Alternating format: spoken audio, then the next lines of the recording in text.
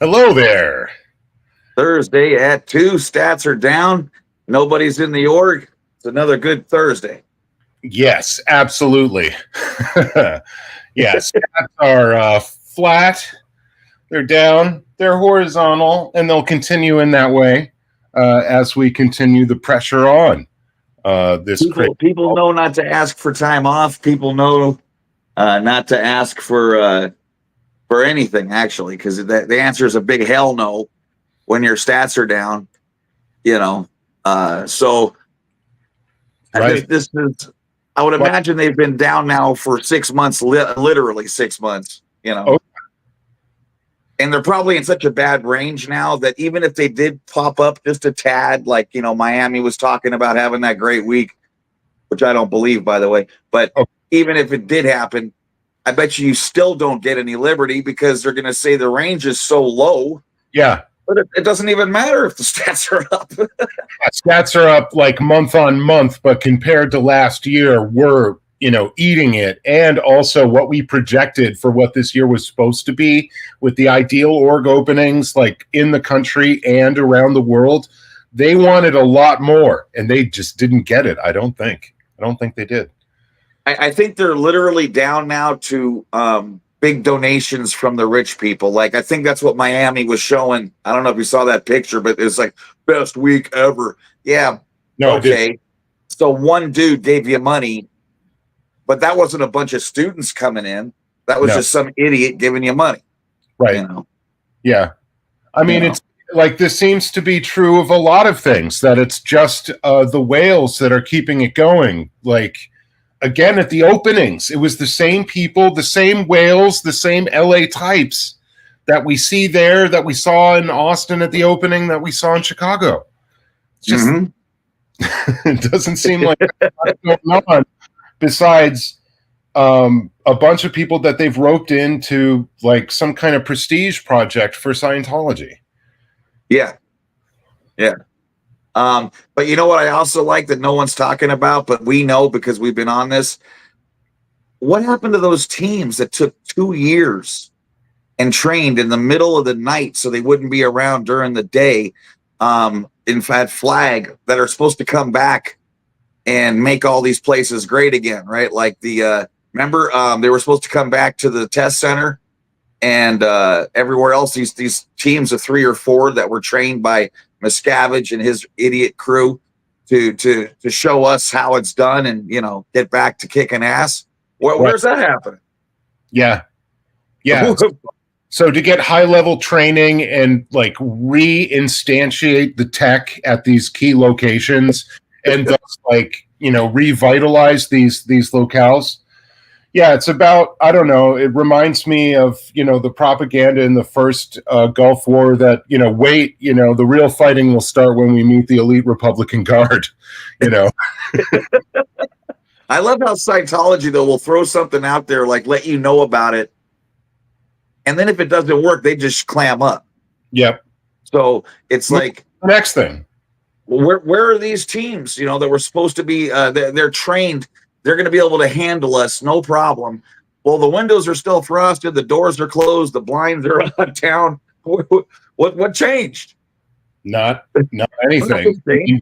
I guess this kind of messaging, like a lot of internal Scientology messaging, is for the membership more than it is meant to be a reality. It's to signal to them, we've got this. We're still in control. We're still powerful. And we've got a plan to eradicate this little blemish that you see on our back right now. And I love it too, because there's like sometimes I can close my eyes and just think of a protest, and there's one protest where you can see like 20 selflesses and Eric's out there going, blah blah blah. But the reality is we have a ton of protests that are just like our boy in Kansas City today, right now as we speak, just chilling on a chair, or Miss Kim just chilling. Correct. And guess what? It's still closed up. Absolutely. We don't need teams of 300 people. We need a chair and a sign that says, you suck. That's it.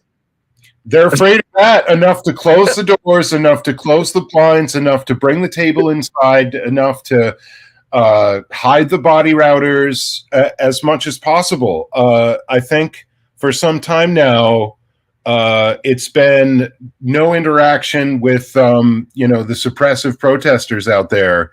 Don't give them anything. And not trying to confront, not trying to anything anymore, I think. Well, we made that a little bit expensive. Yeah, we'll see how stuff works out here in Austin. I've got my next court appearance here on Tuesday for protest related activities. We'll see how that goes. And Pearls has been continued out into the second week of October. Oh God! So but it's for the best, as you can gather more, make a stronger case. But that case is extremely strong, in my opinion. It'll be interesting to see the outcome of both of them, and we're both becoming more and more enamored with the idea of getting back out there in some way. But for the time being, while our cases are on, we've been kind of warned off of it. So another thing is, if their plan was what we've seen here in the last 3-4 weeks, like with we've seen Confident Chris, and like find them at these swap meets and stuff, right? Here's the thing: Scientology is for well-to-do people. Yes. What in the hell are you going to do when you get some 19-year-old broke dude coming off the subway?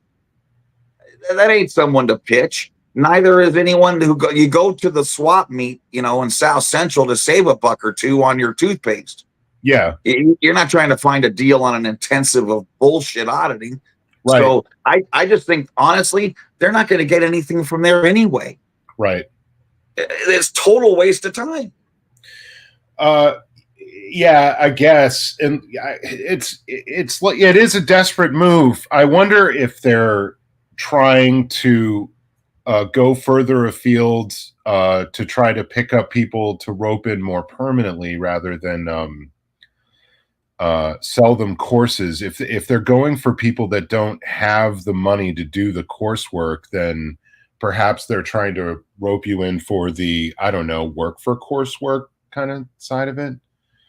But I mean, that's all possible, but they never want you. They don't want to give you anything. So that's not going to work. And like in North Hollywood, where they just lied to the Latino community and literally pitched a modeling opportunity for your children. Yes. And then you get there and they take a picture and probably say a couple of nonsensical things. And then all of a sudden your mom's getting pitched by the registrar to buy an $80 Dynetics book. That doesn't work. No, that's not even close. They're not stupid at all. No. So, that's not going to work. I think their plans suck. I think they don't have any plans. I think they would have showed us already their hand. I think what they're going to do now is try to write some fact checks and see if they can't get some quick relief from these things, like in LA, where they're trying to, make it where you can't even protest within 100 yards or whatever, or 100 feet of a school or a church or anything. And they know that long-term won't work. No. But if it gives them some relief, so be it.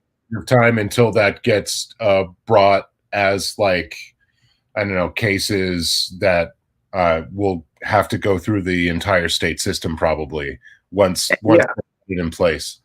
So, and that's not going to work either, because like these colleges that I'm going to be hitting here, you see thousands of kids walking. They have to cross the street.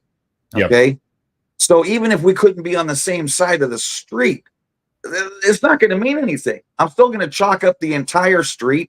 I'm going to have flyers absolutely everywhere. There's no way they can go back to their bus or go to their car without seeing me.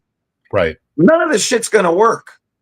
No, it's not. I mean, all of their tactics work for brief periods of time, like you're capturing the week or the news cycle. I mean, reading more of the policy letters over this past week and doing some research for different things, coming across the idea of what LRH said about what lawsuits were for, and they're not to win.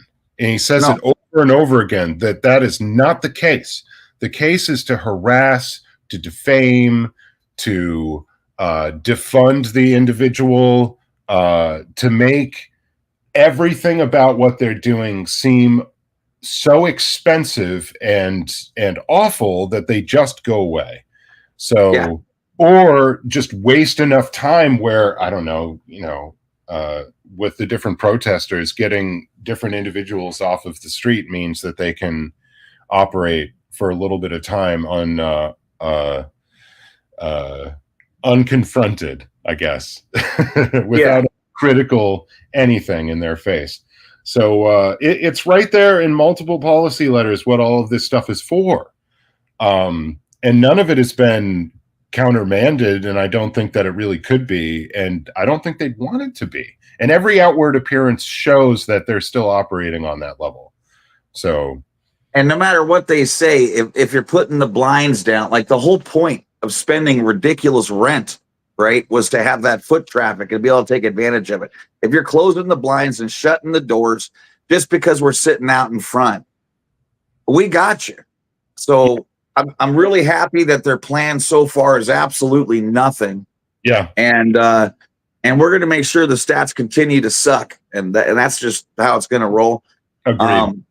And I want to say this is a really exciting show today because we have two powerhouse mega A-listers, both survivors.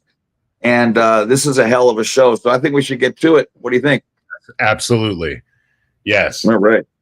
And so without further ado, we're going to bring up the wonderful and unique, and I'm very proud to have spent any time here in Austin, Texas, with this individual right here in this house. Degraded Daughter. Hello. Hi. How are you guys doing? Doing very good yourself. Good. I'm missing the dogs over there, selfless.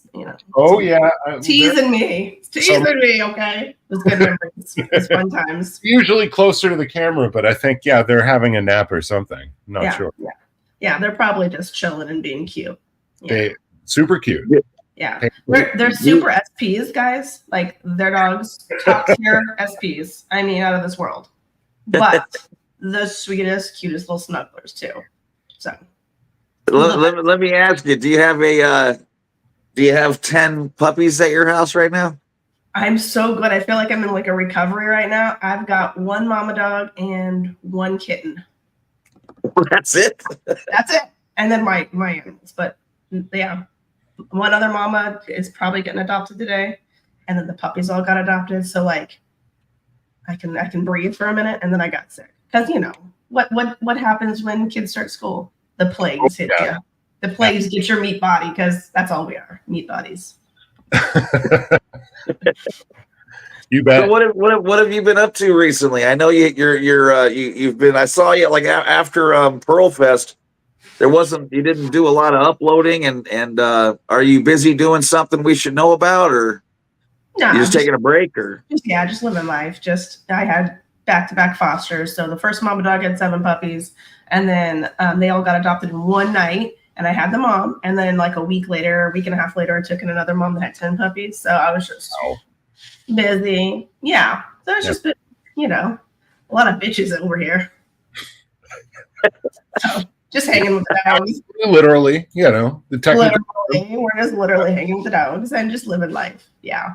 So sounds good. Well, sorry that you're sick. I know that you caught the cold out there. That sucks.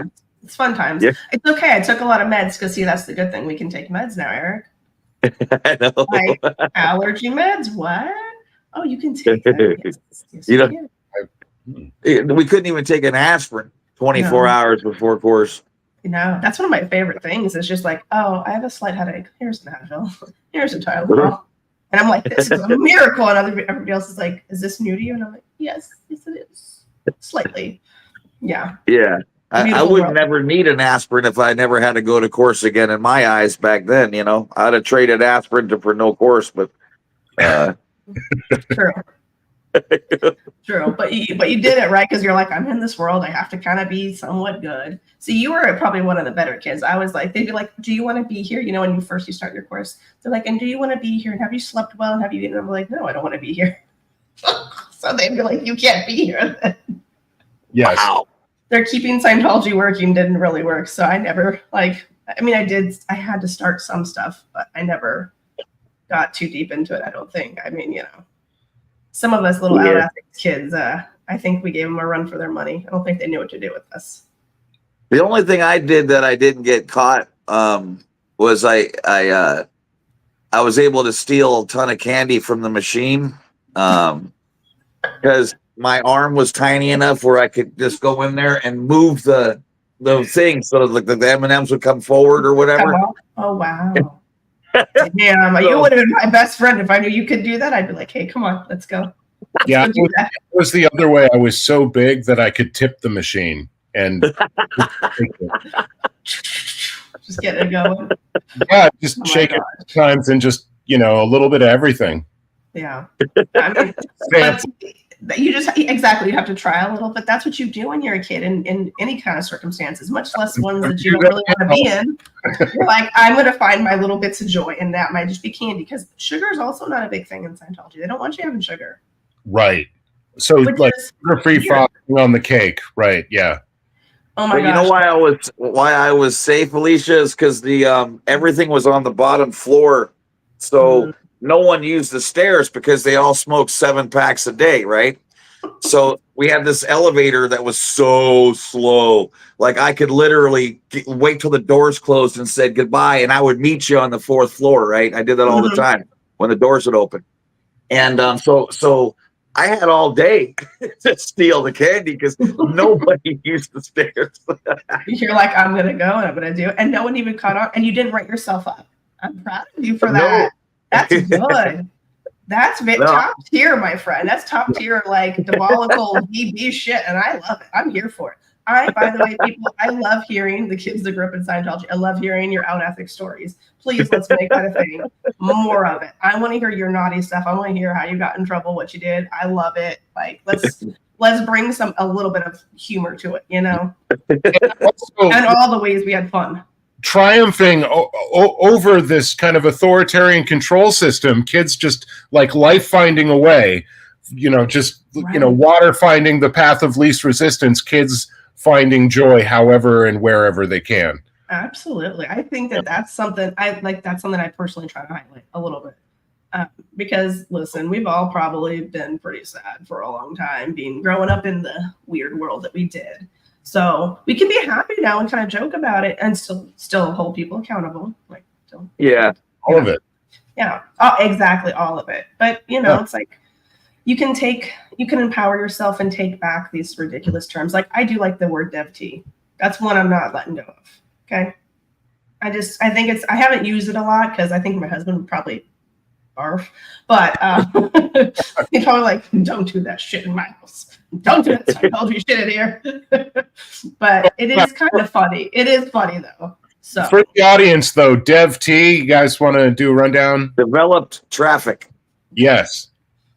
Yeah. So it'd be like if you were, let's say like you were doing dishes or something and I kept reaching over you to try to grab something or saying, can you pass me this or that, the other? And it would be like, you know, you're creating DevT.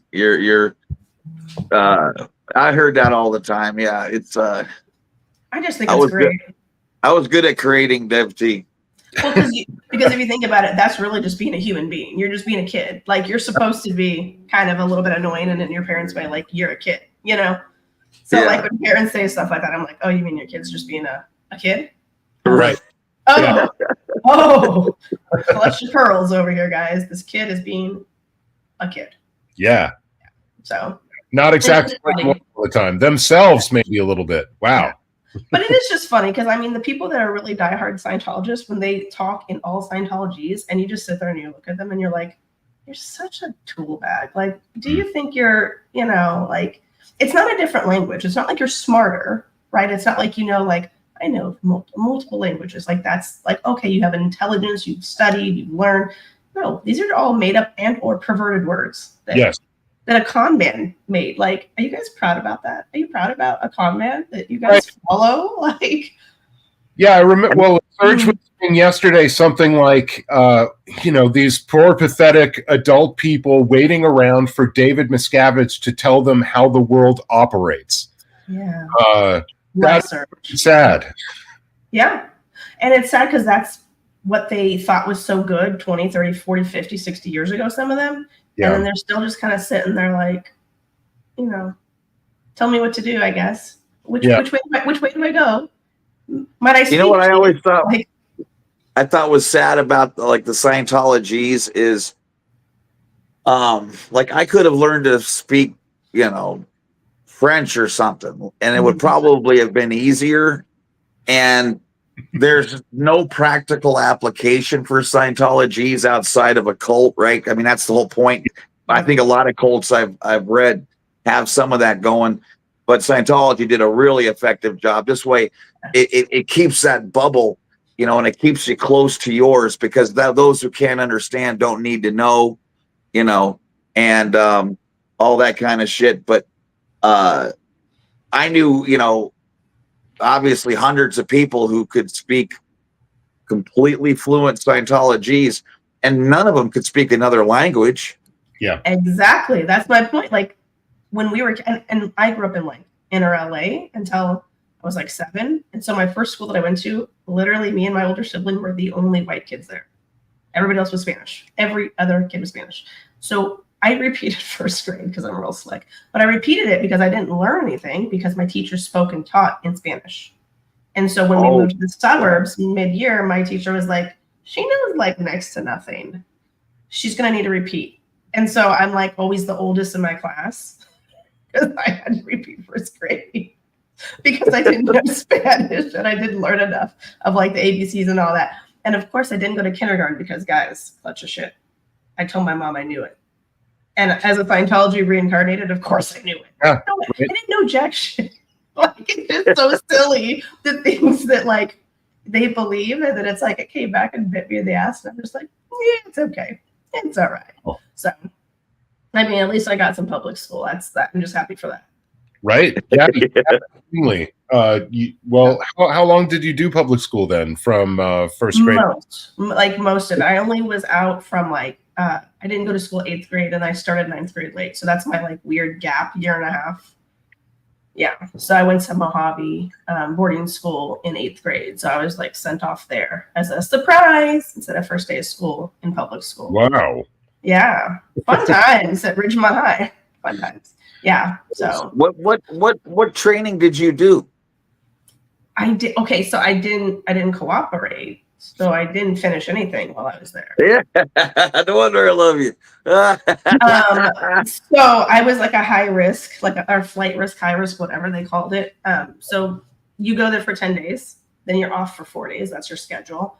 And if you live in the LA area, there's a bus that comes and picks you up because it's in the middle of the desert. It's I think 2 to 3 hours outside of LA. So it's literally in the middle of nowhere, remote desert. So you're out there learning. And then you can go home for 4 days. They did not allow me to call my parents when I got there because they didn't think it was going to be okay for me to do that. They're just trying to break me, right? Okay. So right. They're just trying to break me. Yeah. So if you look at it from that context, you're like, okay, they're going to break you. Okay, cool. So the first 4-day break, they did not allow me to go home because I'm a flight risk. They knew I'd run away, which I would have. If I would have known before I was going to go, I would have run away before. So it wasn't a secret that I would have just skedaddled. Right. So that's why it was a whole secret of me being, randomly going to Mojave boarding school. But it was a weird experience. Sprung it on you because they knew it was full. Right. Well, and it's there's too much going on. And if she knows, she'll probably run. She's talked about running away if you did. So maybe we don't push it. So, but yeah, I was supposed to do in Mojave. There's 2 different programs there. There's 2 different, they say campuses, but it's your trailer park sections. Okay. So it's trailers. Everything is in a trailer. So you're in a double wide. Your classroom's a double wide where your dorms, those are trailers. It's trailers with bunk beds and a bathroom. So there's two separate ones. I was on the first one that you go to, they called it the farm. Very sweet, very cute, very demure, right? Very thoughtful. So we were at the farm. And in that, to graduate, to go to the main house, to get the perks, there's horses. That's the perks. There's a man-made lake, horses and chickens. Those are the perks. And you get to, and you actually get to study like a little bit. You still do Scientology stuff, but you get to do a little bit of schoolwork. So that's the perk, is like actually getting some study. I was supposed to do the whole Way to Happiness booklet, like a clay model of every single thing, and get a pass on it. Oh, jeez. And so, jeez, for a really not nice teenager like myself, when I went there, I don't know if I did maybe 5 or 10 of them, and I was there for like maybe 20. I don't know if I even got a pass on them. I was there for like 6-7 months. I didn't finish that at all. So my program, because they tailor it to you, right, as a individual spirit, Thetan, what do you need? So that was what I never finished. And so the teachers would be like, didn't know what to do with me, you know. And then the freaking, not that, what I call her, I guess she was like the ethics officer there. I don't know. She was a real bitch. Fuck you, Sherry. A real fucking bitch. I don't say names very much, but I'll pop her name in because she's still out there running her shit school. So yeah. I think the one one's in Texas and there's another one somewhere else. But yeah, she was not very, she was supposed to be like, I guess, really strict and stern. And I don't think they knew what to do with me because they're like, well, she would say that I was flirting. I'm the only girl there. Everybody else is boys. Okay, so I'm 14. 14 going on to 15. Jeez. When I start. So I'm the only girl there, and I'm one of the older kids at that portion. There's girls at the main house, but during the day, you're at your own campus. You just go there for breakfast and to have your drill sergeant ask bullshit running in formation and whatnot. So it was an interesting predicament because she would say, you're talking to the boys and it's very out 2D. And I would say, talking is not sexual, so you're fucking weird. Yeah. And I do talk like that, just so you know. Like when I was a kid, I did talk like just like that, like no filter to the teachers. So they didn't know what to do with me, and so I would just say, well, if I'm gonna be in trouble for existing, then I'm gonna go in my fucking dorm. So I just go and sit in my dorm all day. So like it was this back and forth between them allowing me to exist because I had breasts, and that was very out 2D. That's terrible. I talked. That was very out 2D. Like every single thing you can think of was just bad and wrong. And so it was just like, okay, if I'm in trouble for existing, I'm going to go sit in my dorm. But then, of course, they have to give my parents reports, and they're paying over, I think, $1,000 a month. I don't know how much it was, but I'm pretty sure it's something over $1,000 a month. And so it's like, that's a lot of money. And this was like 99 into 2000, 2001, something right now. So that's a lot of money for your kid. And then so when I did start coming home, you know, my parents were like, oh, she's probably going to be doing good. I would not talk to them. And if I did talk to them, I would just be like, fuck you, I hate you. And I would go to my room. I mean, teenage years are hard anyway, but then like that kind of was like the cherry on the top, you know? So after some time and I wasn't finishing anything, I think they kind of figured it out. Like, yeah, she's not going to do anything. I mean, I did make friends because I felt, you know, sad for some of the kids that were there. Some of them had like never, like, I feel like they had never had a home. Like this was a whole thing with some of the younger kids. They were just like devastated to be there. You know, I've talked about that a few times. There was like some of the younger kids that seemingly just went to like these kind of cadet schools, boarding schools, ranch schools, because there was a handful of different ones in different areas. And so one of the younger kids, when he seemed to be dumped off a little after I started. He was a little redhead kid named Evan. I think it was Evan. I can't remember, but he was always really sad. I would catch him crying, like walking around because he was walking. The dorms are on separate sides of the facility. So he was trying to walk around the campus, which is literally just a field of like debris, like trees that have been cut down, like random shit, like all hazards for kids, but we played in it. So whatever. Yeah. But he was just walking there. And so I wanted to talk to him, see like what was going on. And I was like, what's going on? Like, why are you crying? And he was like, my parents just dropped me off here. And he was just really upset about it. Like, I don't feel like he'd ever had a home. Maybe his parents were Sea Org. I don't know. Maybe they were high ranking. I have no clue. But I always felt really bad. and he was one of the younger kids, one of the younger boys. And there was a lot of boys. There's like, I don't know, 12, 14, 15 boys. And all those kids in like 1 or 2 trailers. Ooh, no thanks. Like, you know? And so they were kind of mean to him and they picked on him when he first got there. So I let every single one of them boys know that if they wanted to fuck with him, they would fuck with me first. And so I sat next to him and he was really excited because I'm the only girl there, right? So he was like, hot shit. And I was like, fine, you can put your hand on my leg, whatever. Like, because the other kids were like, fuck. And I was like, you bet your sweet ass. But it wasn't like that. I just wanted him to have a little bit of leverage with the kids. I would do it. Because like, I'm not there. And I would always tell him, I'm like, if you need to sneak away, you can just, I'm the only one in my trailer. Okay. So I was always telling him, like, if they're mean to you, you can come out and, you know, knock on my, it's just sliding glass door, knock on my door, and I'll go over there and I'll beat him up. Because the teacher wouldn't do anything. Okay. So that was the other thing. Like, they didn't care. They thought this was kind of just normal and like let the kids acclimate and get used to each other. So I'm like, that's not how this works. Like, no. You don't get to bully and pick on a little kid. So that was my most probably in-depth like view of Scientology. And I was like, these people are fucking nuts. Like, if this is learning to them, playing with clay, and I even told them that. I was like, I'm sorry, but playing with clay is not educational in any way, shape, or form. And I told them, and I'm like, and I'm also not very good at school to begin with. So you guys are fucking up my shit because now I'm going to be further behind. So I was like really panicked because I'm like, I already repeated first grade. If I go back to school now and I have to repeat another grade, like I'm going to be so much older than everybody. It was just such a, like, school was a big thing for me because I knew that Scientology didn't really value it. Mm-hmm. So I really fought for that because I was like, I need to get at least a high school diploma. Yes. You know, for life, you know, that's important. Well, so it's self-awareness at that age, I have to say, to be able to see that you're not being served, that you need more help with your education, and that there's this time domain crunch with completion, and that they're not serving you. It's a lot of self-awareness. Yeah. I mean, I don't know. Scientology was always an ick to me. Like, I never liked it. I never agreed with it. It was always something that I was very much not for. Right. But I was allowed to not like it. Like, I know that's taboo for a lot of people because you couldn't say that in a lot of Scientology parent households, but I never liked it. I never pretended to really like it. I mean, I worked for a Scientologist chiropractor as a young adult, and that was weird.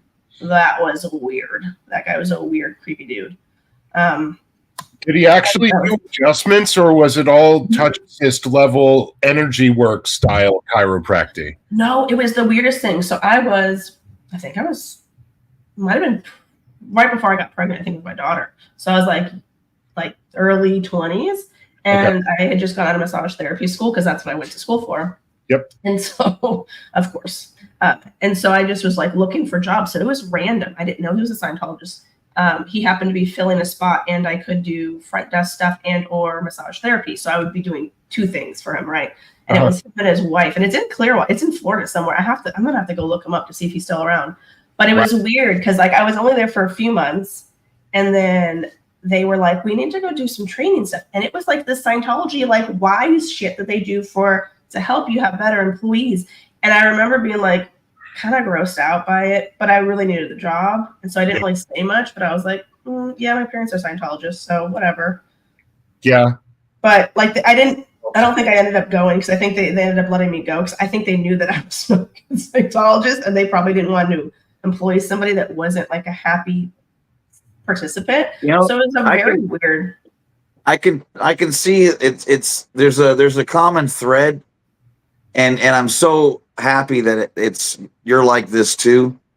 But like how you stuck up for that kid, right? That's just so awesome. And I think when you come out with like Scientology makes you get to see so much bad happen and see them treat people like shit. Yeah. That when I went back to school at Apple School, which was supposed to be a Scientology school, right, but wasn't, it was complete nonsense. But they didn't know shit about Scientology. But anyway, like I immediately, I was the quarterback. Like, I mean, I went right to the top of that fucking place, right? So like, right, it was, you know, I had no issues with anybody. People wanted to be my friend, right? So like on PE, for instance, right?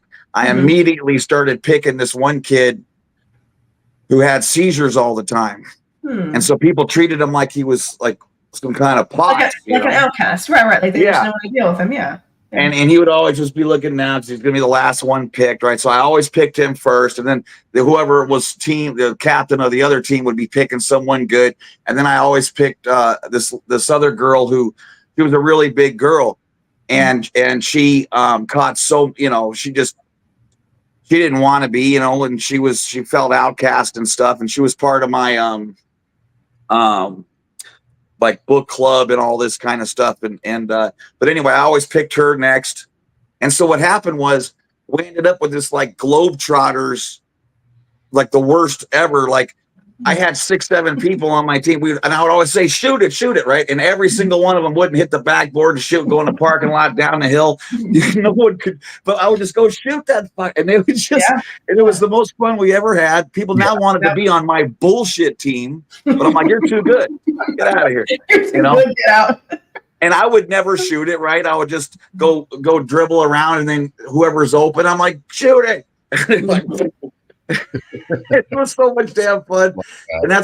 But it was the same flow that I felt from you when you were saying that, which was like, no one's going to do that shit with me here. Right. That stopped today. That stopped today. I think that's probably what we get along to, Eric. Like, they didn't break your spirit. No, hell no. You're still here, and you're still saying, fuck you. I don't agree with that. Keep your ugly bullshit to yourself. Like, I don't need to sit here and pretend anymore. Like, and similarly, you didn't speak out until your family passed away, right? Yeah. Yeah. See, I didn't speak out until my mom passed away. I mean, I I didn't care about everybody else, I guess. No, I just mainly cared about her because I knew that she was terrified about disconnection. Even though it doesn't exist anymore, guys. It doesn't exist. But, she was petrified of it. So, I kind of bit my tongue. I say bit my tongue. I didn't do anything public, right? Everybody was not thinking I liked it. It wasn't a secret. It was never a secret. It was pretty out in the open, to be honest. I'm always like, are you guys really surprised? Because, if you look up, out ethics, I think there might be a picture of me in here. Like, people like that. Freaking, the kids that just we didn't obey. We didn't get broken. Yeah, I think it's because you knew better. Like, you somehow were smart enough to know it was all bullshit anyway. Like, I know how adults would look at you back then, right? Especially Scientological, And by the way, I got half a feeling that teacher of yours had the hots for you and was some kind of pedo or something, because why would she say any of that shit? It doesn't make a lick of sense. She's a strange bird. But out 2D shit. Oh, everything was out 2D. Now, I thought you meant my actual teacher, because my actual teacher was a man, and he did talk to me about sex all the time. Very often. Well, no, the lady. So there's that too. I don't know. Yeah, it's a whole weird that doesn't thing. even make any sense. Like, you didn't do anything. There's so much projection too within Scientology people who deeply feel it. And I'm a bubbly person, right? So when I was talking to the kids, when I finally did open up, I'm not going to just go in there and just be a complete jerk to kids for no reason. Now, I will say the boys wanted to try to test some shit, right? Like, there was some kid from Australia there. Lance was always trying to start some shit, be a little cheeky, and I'd always be like, I will fuck you up. I have 3 brothers. Like, I am not worried about it. Like, let's go outside, we can go scrap in the dirt. It's all just dirt out there. So to me, I was always offering ass whoopings, right? I'm like, here we go. We're boarding school. Because to me, I felt like it's do or die for me, because I'm by myself, and I am surrounded by Scientology, and there's no way to get away from it. Right. Because I thought about running away, but you're in the middle of nowhere. Really dangerous, right? Yeah. It's just there's truckers that kind of come through there, but I was like, that might be worse. I don't know where I'm going to end up in a ditch somewhere. I don't know. Yeah. It was a plan. It was a plan, though. It was a very big thought, and it could have worked because I was by myself in my dorm. So sneaking out would have been actually very easy, because it wouldn't have been me waiting for anybody to go to sleep or me worrying about somebody else getting in trouble for me. I was by myself in that dorm. A long time before anybody would have noticed, right? So yeah. Well, the next morning, because we have to go for morning muster, and you do all your exercises, because we have to load the van and go to the other main house, the other facility. So there's 2 separate ones. So it would have been till morning, but by that time, hopefully, it would have been somewhere out of the. I will say this: there's a lot of kids that I have talked to since that have tried to run away, or that was a thought of theirs. So this is a very common theme amongst some of the kids that went there. And one of the other fun things is that since that was like kind of ex-nayed because safety reasons, I was looking at all their rules because they have a lot of bizarre rules. No TV, no radio, no sugar, no video games, no outside influences, like nothing while you're there. Fun. And you can't date people that go to school there. So I was like, wow, it's like Bob. All right, check that box. So then when a new kid started and we were kind of sort of liked each other, I was like, hey, I'm gonna date you to get kicked out. And he didn't care, and he did, but I'm like, you're so dumb, you don't even get it. Like, because he was just so no real world experience. But I think where I fucked up is if I really wanted to get kicked out for dating somebody, I should have dated a girl. Right. They would have lost their shit, and it would have been beautiful, because what are they going to say? Oh my God, your daughter's a lesbian. She definitely can't come back. Like, they wouldn't have known what to do. And I totally would have. I don't know if anybody else that was there would have, but like, it wouldn't have been a big deal to me, because if I got the end result that I wanted, down, let's do it. Like, even if they thought that was happening, they would have lost their shit. Like, that's the funny part. Even if they just thought that was happening, they really would have just like not known what to do. Yeah, what is that? Sealed hostility? What is that? What is it called? Oh, covert hostility. Covert. Yeah. Right. Yeah, you would be covertly hostile. Mm-hmm. Be so low. Absolutely. You'd be below body death. Yeah. And it would have been great, because they wouldn't have ever. And see, this is the thing where I kind of teetered. I was like, okay, so I dated this kid, but no one really found out, so I didn't really even backfire. I was like, this is so lame, like, guys. And like, you tell a few kids, because you know that these kids write each other up. I don't believe in that, but I know that these kids do. Like, some of them do. So like, come on, you know, get me out of here. Yeah, I mean, so I left after like 7 months, I think it was, and I think my parents just kind of realized like me and theirs relationship was like worse than ever. Right. Like, I mean, what do you expect, though? You know. So. And you know how like the parents think that their kids are actually soaking this shit up and they're gonna use it. Where I had I went to camp in Catalina for a couple of weeks every summer. 11, 12, 13. And a friend of mine who was a child Scientologist, and his little brother, you know, they had the same, you know, they knew about knowledge reports and all that, obviously. But it was so funny how like everything went out the window for those 2 weeks. Like his little brother would go, "Oh, I'm going to write you up." And he's like, "I'm going to kill you." You know? And so don't worry about it. Okay. I'm gonna throw you in one of these boar caves, okay, long before anyone gets that knowledge report. You know, kids in the 80s and 90s were vicious as fuck. Okay, and then Scientology kids, holy shit, those are the meanest little fuckers. They go for the jugular and they'll rip it open and let it have a slow bleed while everyone comes and looks and laughs. Like, it is the most asinine, but it's also kind of encouraged in Scientology to like kind of be a dick, right? Like, as long as you're top dog, it's good. It sounds like prison law. Never got that. Yeah. You know, like, you go after the meanest, biggest one on your first day in the yard and you punch him in the face, and then nobody's going to mess with you.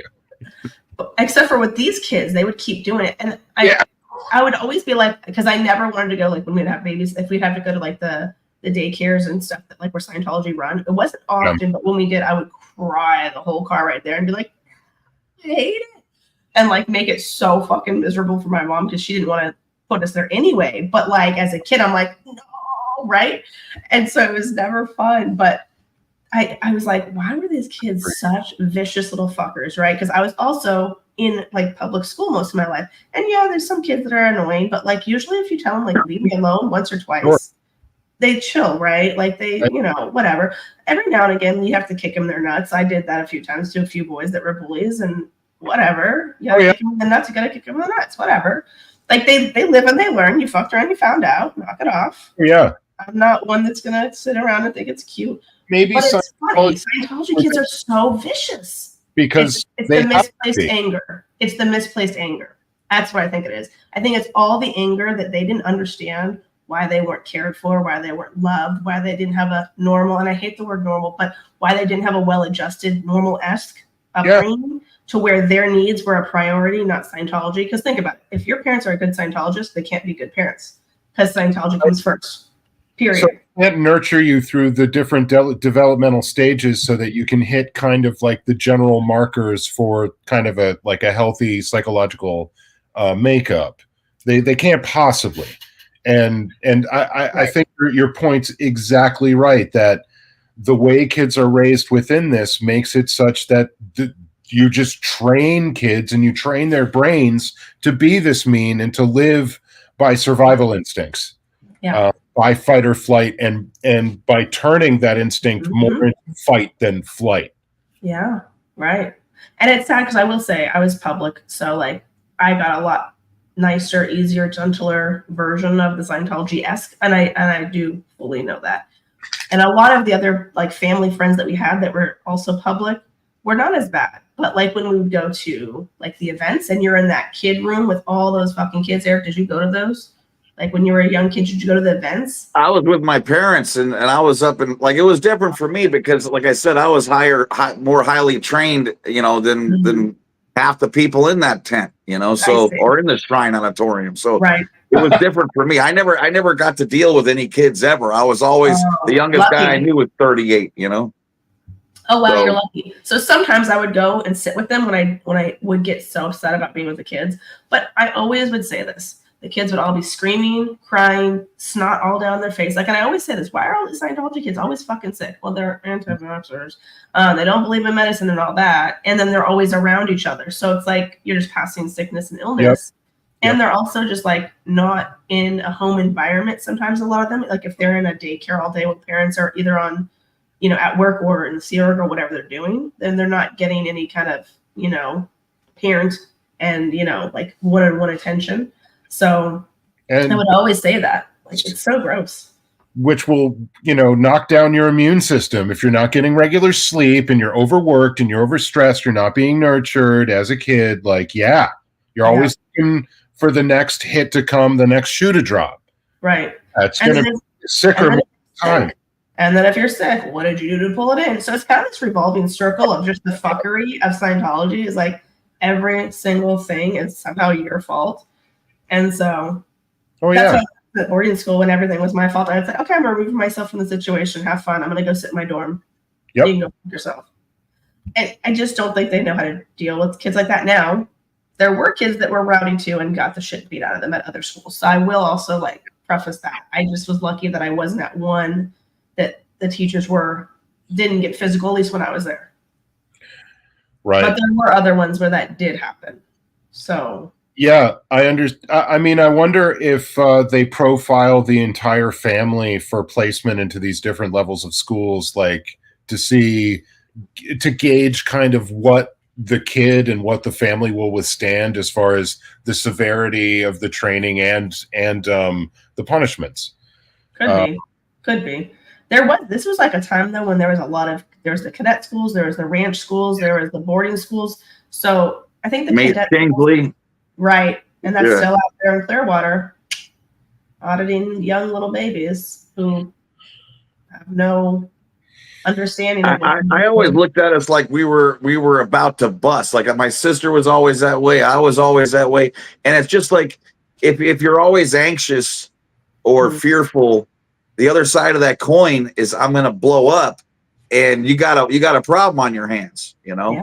Yep. And but it did make like normal situations where a kid, like I remember my third or fourth day at Glendale High School, some kid didn't like me, knocked my books out of my hand, and I beat the dog shit out of him. Damn, right there in front of everybody.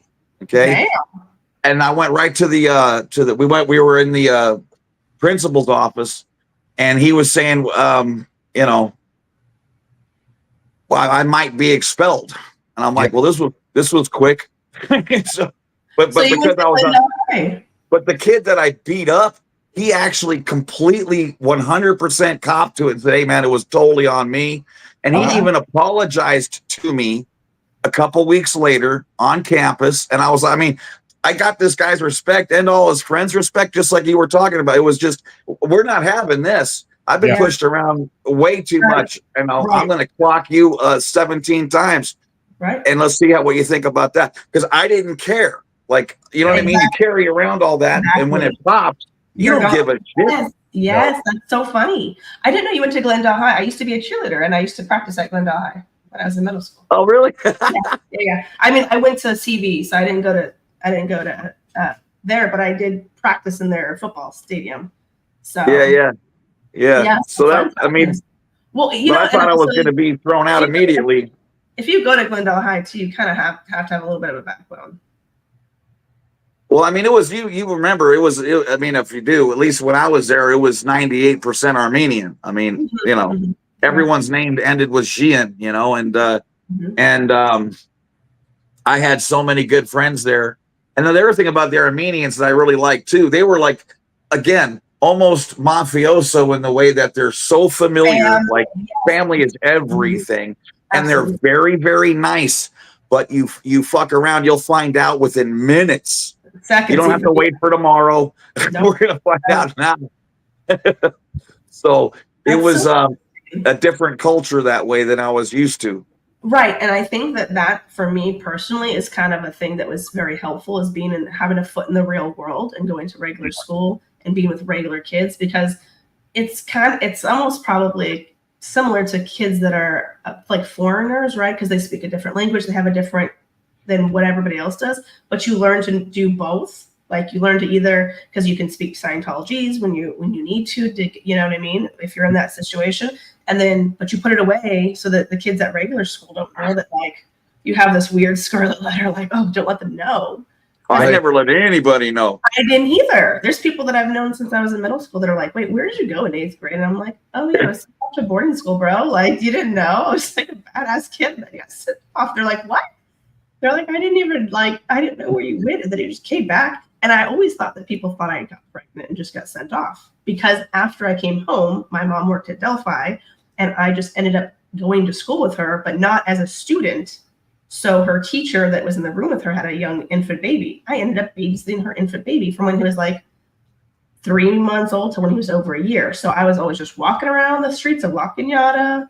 And then when school was out, I'd be at home with a baby on my hip, just walking around my neighborhood. And so I was like, people are going to see me and assume that I just got knocked up. Because, like, you know, why else would some girl just randomly leave for like a year and then comes back and he's here with a baby? And he looked like me, you know? So I was just like, that's a better thing for them to believe than to know that I went to boarding school. It's like, I'd rather have them believe anything on earth than I was a Scientologist. I'm not kidding. I would be like, yeah. I honestly was like, I'm just not going to say anything. And I'm just going to like believe whatever you want. Make up the story that suits your fucking narrative, buddy. Yep. That's like 1 or 2 of my friends knew, because like I would write them because I was so lonely, but I didn't write them and send it because, you know, they would read your mail, because you can't send stuff from the boarding school because they would read it to make sure it didn't say anything bad about them. So when I would oh my God. Right. So I would go home and have all these like letters written. This is okay. Listen, I was the only girl in my family. I have 3 siblings that are all brothers. I got diaries and stuff as birthday gifts randomly, because I think people just think girls want diaries. I was petrified to have a diary. Right. Petrified, because they would, if anybody found that in the Scientology world, I'd be fucked. Yep. They'd see that I did something bad, or see that like, and it would be used against me for forever. So to me, I always was like, keep it shut, keep it down. Like, don't say anything about anything bad that happens, because it'll still be your fault. Right. And then you're processing the trauma that happened, and then you're in trouble for it. So I was always just like, anything bad that happened, I would just figure it out on my own. Like you said, Eric, I'll just figure this out on my own. If I get in trouble, I get in trouble, but let's see what happens first. Like, yeah, because going straight to them is going straight to like Scientology, and Scientology is never going to help you. It's just going to blame. Yeah, exactly. And once you have a time or 2 or something big that you do confide in the Scientologist person and it backfires, I think like that was all it took for me. Like, I don't need to be, I won't do that again. Like, that was one and done. I will not. No. It's cool. Yeah. I have to imagine some people never figure that out, though, even though they have these examples and get screwed over and over and over again for major life things, and they're still there and they won't move.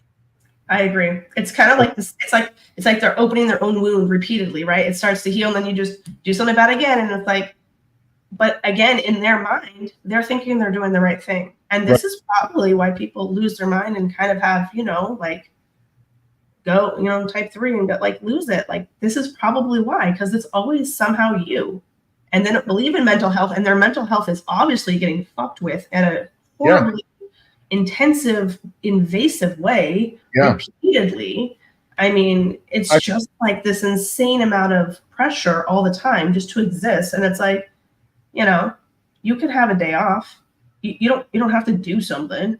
You can just be a human being and go do nothing. But people that are like if they've been in a Sea Org, it's very hard for them to know how to relax, be calm, be chill. It's sad. Yeah. It's very sad. That was something I noticed with my mom when she would stress out. She would just clean and like rage clean, and then it'd be like, yep. Because it's like that was like what she did in the Sea Org was, and it's like, and I would say that, and I'd be like, just go sit down. No, this needs to get done. There's like 20 other people that can do it. Like, it's okay. Just sit down, But yeah, the mental there's definitely some stuff that I have found very helpful, and and it's sad because like as a kid I probably wouldn't have those words. I knew it was dangerous, but I couldn't like elaborate the why. I knew it made me feel weird and uncomfortable, and like I was just some horrible these different things, and have not line up at all, and knowing after a time being forced to knowingly go along with lies is so stressful, and especially for a young person that figures this out. It's crushing that like life is like this, and that things don't line up, and not only that, they won't. Yeah, I know, because failure is not an option, so you're never really shown how to fail and how to have grace and how to just be like, hey, I fucked up. That is one thing I have noticed as anybody that's hardcore into Scientology. They never admit they're wrong, and they'll blame. Yeah. Well, nothing happens by accident in Scientology. So it's your out ethics that is the root cause of everything that was less than desirable that ever occurred near or around you. I mean, it's just such a joke. So what idiot? I mean, I don't care. I could have been the dumbest person on earth, and I would have been like the second or third time through ethics, I'd be like, okay, I get it. I'm screwed. Yeah. That's just I'm screwed. And that's why I was saying when I first got to this movement, the real abuse starts when the hope ends. And they get you in that spot. And the thing is, some people like Alicia and myself, we go one way, but a lot of kids, might be the exact opposite and just 100%. Internally combust, but either way you go, beating up people or whatever, or internally combusting, none of these are good. And none of us want to be in those spots. And we become very reactive, right? And triggered, easily triggered. Exactly. And it's like people don't know, that kid that I kicked, that ass I kicked, he had no idea that was coming. He just picked the wrong dude. And he knew I had no friends, and he had 100 friends, right? So he felt real comfortable being a dickhead. But he had no idea who he was messing with. Exactly. So, because I couldn't have cared less. Right, because you didn't care what it was or who it was. Didn't give a crap. It doesn't matter. It's just that you came and messed with me, and I'm going to show you that that's not how it. We're not doing that. That's not happening. And that's the damage though. That's like, so you can't even tell the kid is that damaged until they finally break. Yes. And then you have a clue.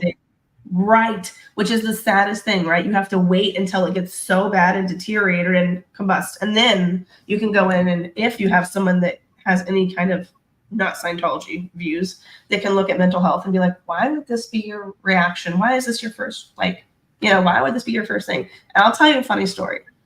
When I was in elementary school, my older brother was in like 5th, 6th grade. There was a kid that was bullying him all year, and I would hear about it, and we would walk home together. After school one day, we met up. My brother was there, the bully was there, and I had heard about it. I think I was in maybe 1st or 2nd grade because I was, again, held back. And I don't know what he was saying, but I think I might have said, leave my brother alone. And then I kicked him in the balls. Just kicked him right in the fucking balls. And he coughed and like bent over and like cried. And we just walked home and I never talked about it. And my mom found out about that years later. Because again, like you said, Eric, you handled it and it's done. Like that's it. Yeah. So she found out about that story years later, and it became like a favorite story, which is so weird and bizarre. But like, also it's kind of funny, like, yeah, we'll get him. And she was like, why did you, like, how did you know to do that? You were so young. And I was like, I had kicked other people in the balls before. Yes. Because men were scary to me because I'd already been assaulted by this point. So to me, like, this is like a no holds bar. Like, I'm not even going to think that I'm not going to allow someone to think that I am weak. And I put quotes because that's not weak, but people think they can push certain people around. Absolutely. And so I told her that. I was like, was this not something that you would have thought of when you were a kid? And she's like, no. Oh, because you were not raised in Scientology. That's why. Yeah. There you go. But it was like such a reflection thing for her because it made her kind of like, oh, right? Because like she didn't look at it like that. Whereas to me, I cite who's been kicking a tree their whole life. So, you know. Yeah. It was just like, I don't know. I was like, I'm little and I'm a girl. And I know that like sometimes that's not good with certain people around that are creepy. And we know in Scientology, it's okay for adults. It doesn't matter the age to be inappropriate or creepy, right? Because kids don't exist. They're not kids. Yeah. Right. And so like if an adult was picking on a kid, it really wouldn't be frowned upon as it would in the real world, right? Because you'd be like, why are you a grown adult picking on a child? But in Scientology, it did not matter. So to me, I was kind of looking at it as like fight or flight. Like, so to me, I didn't think it was a story I needed to say because I didn't want to get in trouble for kicking him, but I didn't regret kicking him. And I would. Plus, we were taught to be to like basically be unreasonable. Mm-hmm. Right. So like when my mom asked me how come I didn't let the kid up and I just continued to beat his ass is because I was pissed off. Yeah. It really had nothing to do with it. He just picked on the wrong guy at the wrong time. Right. And I wasn't thinking, oh, this is going to put me in a good spot throughout the school or anything like that. I was just like, oh, this is fantastic, you know, and just kept smashing away on him until finally a teacher did something because the kids weren't. And they were just like, holy shit. But I gave him a good 6 or 7 more than he needed. But the point was, you know, that everyone was been unreasonable to us for so long that it's like, now we're going to be unreasonable to somebody else. Right. That's really how I looked at it when, you know, after it happened. Yeah. Right. Like as you're an adult, you can see it in a different lens. Like for them, it was probably survival and you just making sure that you weren't going to be picked on and a victim. Because again, that's not a good thing in Scientology. No. Which is sad because you don't control if something just randomly happens. You know, we're not in control of every single thing, but they think that you are. And so that's kind of drilled into your head. So I can see how that would be a interesting like intersection as an adult to look at. And that's been something that I look at. Because if I see a kid reacting or acting out in this way, I'm going to want to talk to them and be like, hey, is everything okay? What's going on? Because normally kids don't just, you know, there's some kids that'll pick on and, you know, different personalities for sure. But, you know, just to have that much angst in you, you know, like. Oh, no, the most violent kids that I ever knew in school were getting it at home. You know, they reflected the violence that existed in their lives. And they were actually tough because they were getting knocked around by a grown person. Yeah, and so these kids around high school or whatever wouldn't scare them, right? Because, you know, they had already faced down something much scarier. Right. And generally, those were the kids that I knew that were always in fights all the time. We're getting at it. So the same thing with any kind of abuse, really. And neglect will do the same thing. Just ignoring the darn kid will not properly socialize somebody. And it's in some cases worse than hitting them, depending on the severity of the neglect. The emotional neglect will lead to like just improper development of everything in your emotional Right. That's for sure. Hey, before we forget, we're at an hour and 5 minutes, and our other guest has been back there for 55 minutes, which we really ought to do something about. Yeah. So, because I could talk to Alicia, like I said, we were backstage, and I said, well, I could roll with you guys till 11:30 tonight. So, but yeah, this was super fun. Yeah, I mean, it is, and believe me, I got to talk to you some more too. So you're not off the hook. I'm going to put you on one of my other fucking shows, and we can do another hour because I got more to talk to you about. I love you. I just think you're the coolest. So just know. I appreciate that so much. You're so awesome. Comments, guys, mind your fucking business. I love my dude. He's an awesome dude. I try to talk to him today. I think we have kindred spirits. We've got much to talk about. Clearly. For real. I'm going to hit you up on an email. We're going to do something else because, like I said, I need 2 hours with you by myself just to get through about 3% of what I want to talk to you about. So seriously, that's true. Yeah, it gets a little degraded. We have to really go through the levels of degradedness. So, but thank you so much for being here. I was so excited to talk to you, and it's just really a huge pleasure for me. Absolutely, I'm so glad you're here. So thank glad. you. Yeah, thank you. Love you. Love you too. And get well. Will do. Get well. Thank you. Bye, guys. All right. Bye. Fantastic. Isn't that awesome? Yeah, absolutely great in-depth conversation about what it is growing up at the tender age of like adolescence generally and being exposed to that. That made me feel so good when she said she stuck up for that dude, because I turned the whole, you're talking about rich kids at Apple School, right? I mean, Bodie Elfman, Olivia Dabo, remember the blonde girl on Wonder Years, the sister? Yeah. Okay. She went there.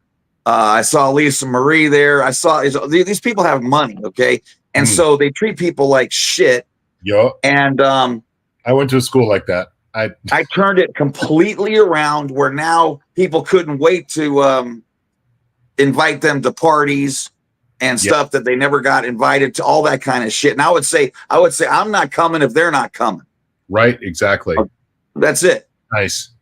Advertising the thing. Yeah. Because I hated that shit. So it's a real party when everybody's there and throwing down. That's you've got it right. It was, and that was all because of just being around the caustic bullshit and like when you see people treated that way, I don't know why, but in your head you just go, oh my God, like if there's a way I could stop that from happening and not lose my family, you better believe it's going to happen. Yeah. And that's what school allowed me to do. Allowed me to take care of some shit like that, and actually put together a nice, again, like it became really, it was okay to be an egghead or not be an athlete. I'm like, cause I was an honor student who was starting quarterback. Right. So I had it down pat backwards and forwards. So I was able to mix those people that really sort of never were like oil and water. And guess what? Everyone got along. Everyone loved each other. They just didn't give each other a chance, right? Because you're not as good looking, or you're poor, or you got a problem. And I'm just like, I'm poor and got a problem. Yeah. And if you give them a problem, then you've got a problem. So you just those like Breakfast Club type categories that people self-sort into in high school and got everybody just seeing each other for a second. Yeah. It's amazing how people just do it to themselves. They see these roles and they put on the clothing, and then you're waving a pennant for a team that you really don't know the meaning of, and you're otherizing like just a whole bunch of people who you'd otherwise just have a good time with. Yeah. And plus everyone really was great when you gave them a chance, and but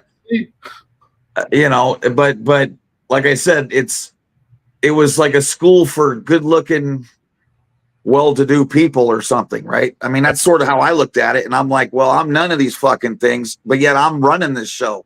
Right. So, but I really loved hearing that. And I think that I bet you that's a trait that a lot of people have after they come out of some super high control horse shit, you know? But anyway, we have another guest that is absolutely spectacular, and I'm super excited to have on. Absolutely. And sorry it took so long. I effed that up, but I'm good at that.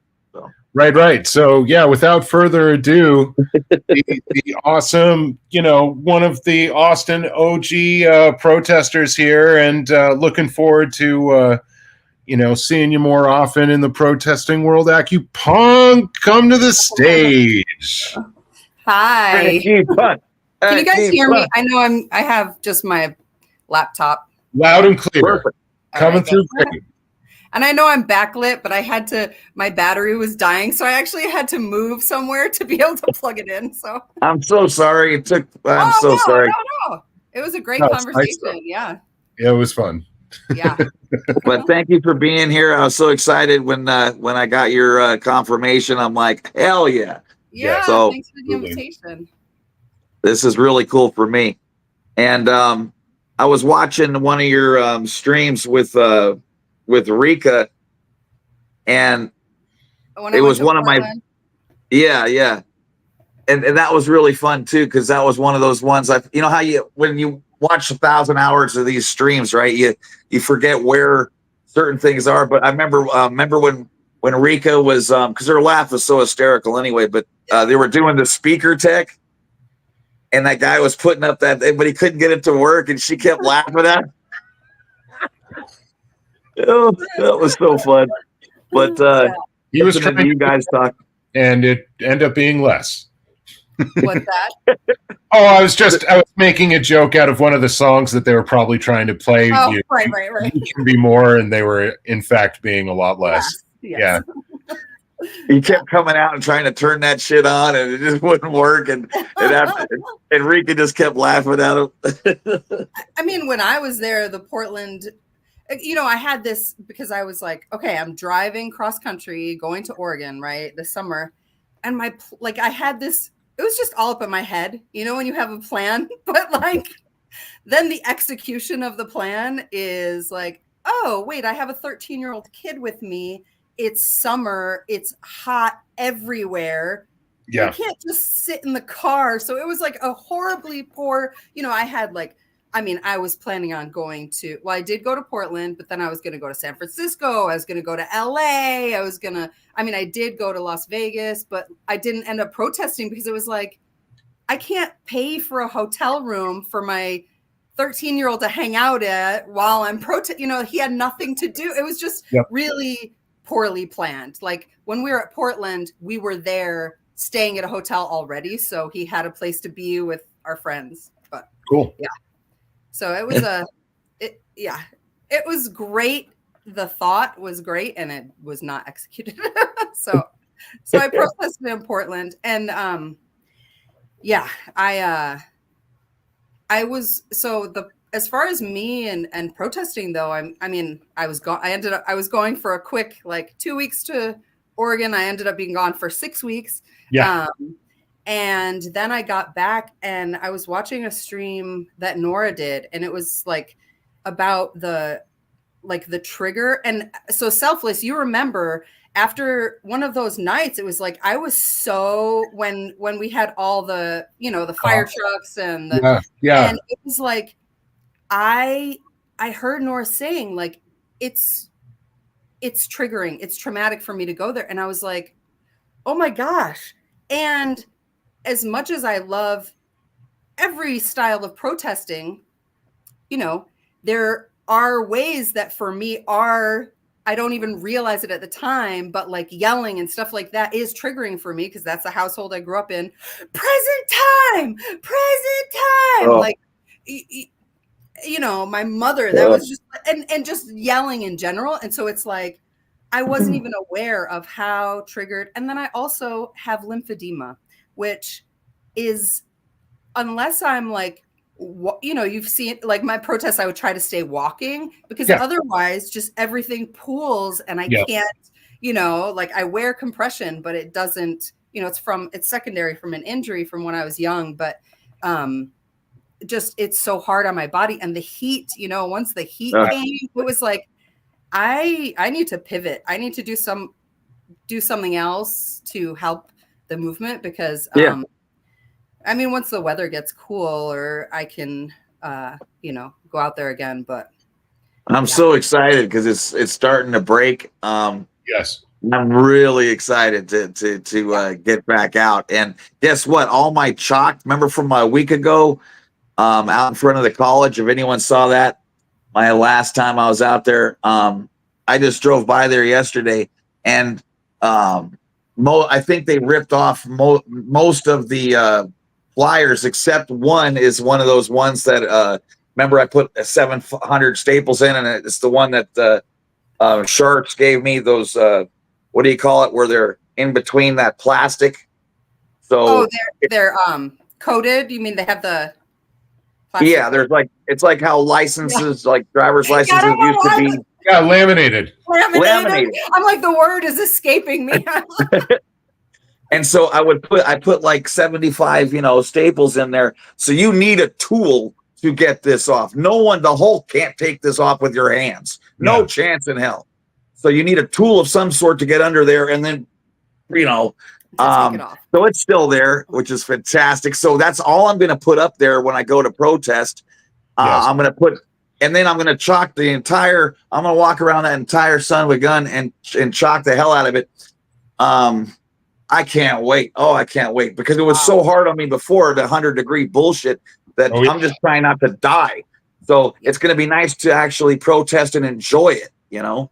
Yeah, oh my gosh, you guys, when I went to Vegas, like I drove by in Vegas and it was like 108 degrees. And I was just like, you know, because we actually had a hotel that a friend of mine paid for in Vegas. And I was like, I'm not going to do this. Like, I'm not going to, I just couldn't. And I really also in Vegas, you know, I didn't really understand. I don't know if you guys have been to the org or outside of Vegas, but it's like, there's this weird parking lot. And I was like, I don't even know exactly where to be. Like, where the property line is, you mean? Or like, because the building is set far back. Okay. So it's so it's like I could be on, I guess, the street. I didn't, or maybe I was in the back. I don't know. I was very confused about. You must have been in the back, because you can come in the back and you're still 200 yards from the entrance. I mean, it's really bizarre how that's set up. But there was 4 cars there. I mean, seriously. What? I love the fact that between Vegas and Phoenix, there's 4 cars.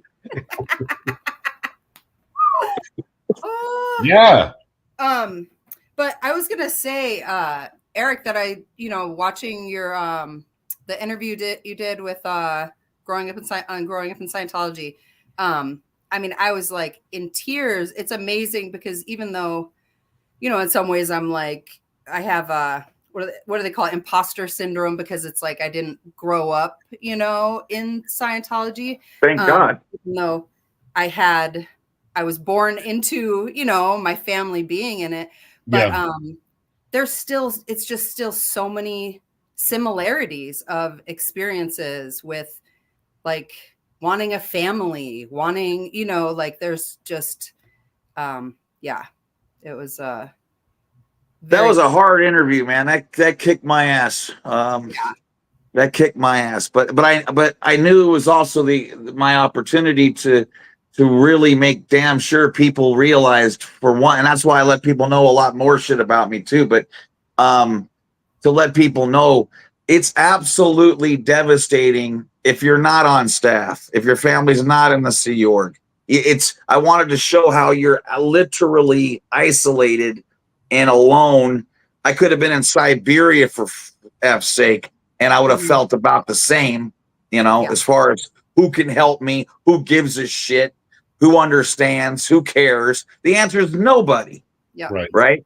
So to live like that day after day after day, you know, some people may be strong enough to do that. I'm not. I had to create, you know, personalities, which is what I think all that shit's for anyway, but just to survive. Because there's no way you could have made me look at that shit and then I could still operate. Yeah. I'd have just broken down.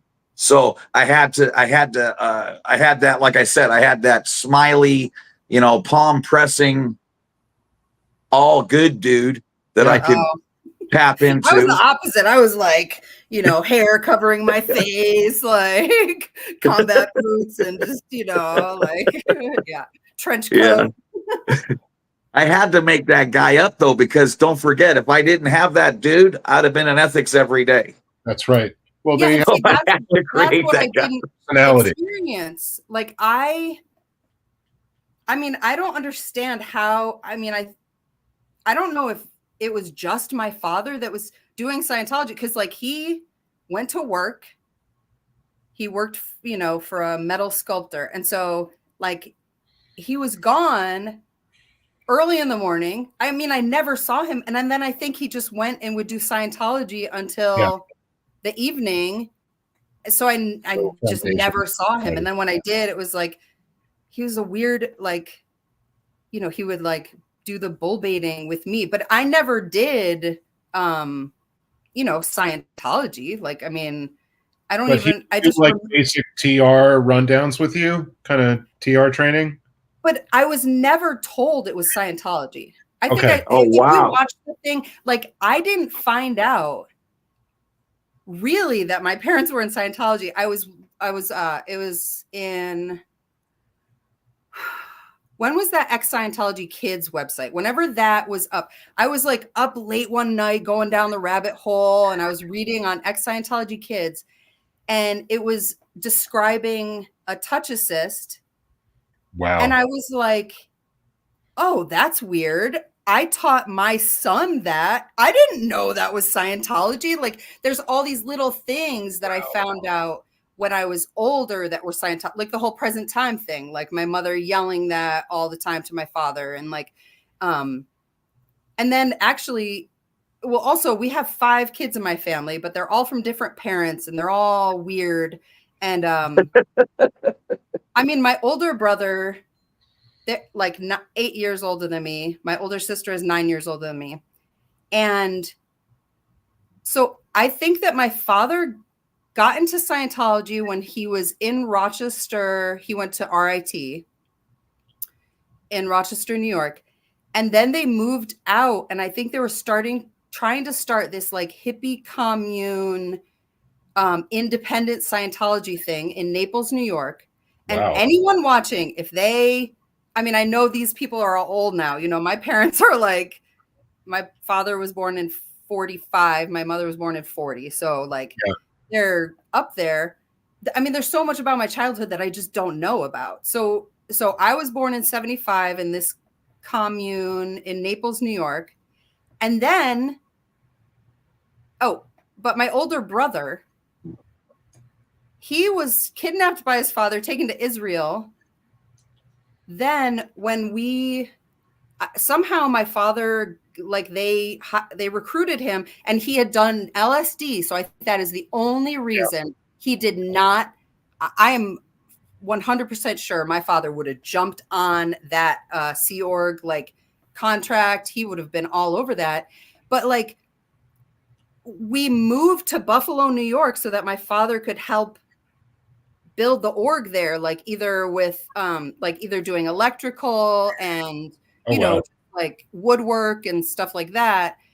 And I mean, we were living, so I hear, because I was, a toddler and my sister was an infant, because this was 77. And like, my older brother talks about, so I have 2 brothers. One was 5 years older, and he had like a pet cockroach, and we lived in this apartment building with this. He talks about this dwarf that lived above us, and he would like throw candy to kids like out on the street. Like, I don't know, like it's all these weird stories. But then, so that brother who is taken to Israel, was dropped back off. So he's 8 years older than me. And when we were in Buffalo, and so I'm like, so that's 70. I'm like 2, and he said that the only good thing that our mother ever did for him was take him to Scientology. I hadn't spoken to him. So I'm wondering, because I just talked to him like last summer for the first time since we were kids. Wow. And so I'm like, he's saying Scientology. I haven't spoken to him. I'm like, he could, because then we haven't spoken since we reconnected, you know? And I'm like, what if he stayed a Scientologist and like, you know, is living out in San Diego? And I don't know. I mean, did he talk about his training? Like, is he clear or OT8 or something? I don't know any of that stuff. All I know is that he said the best thing that our mother did for him was study tech at Scientology. That's what he said. Right. And so, and that was when he was a kid. So I'm like, okay, well, one of the kids in my family, because I don't know of anyone else that did any kind of actual studying or did Scientology. I mean, my father had to have, because he was, you know, probably looking for an escape from I don't know. That's a very strong positive attestation to Scientology in their life. That I would be curious as well to find out.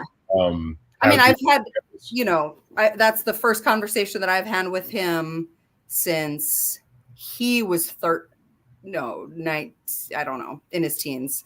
Wow. And he's 9 years older than me. I mean, and that's the thing is that Scientology, like, I feel like it was this foundation for a family who didn't care about family. I mean, I was on the streets when I was 14 years old, you know, holy crap. Because my parents didn't care about they were just like such a bizarre, You think going by the idea that the Scientology idea that you were you know, this exactly.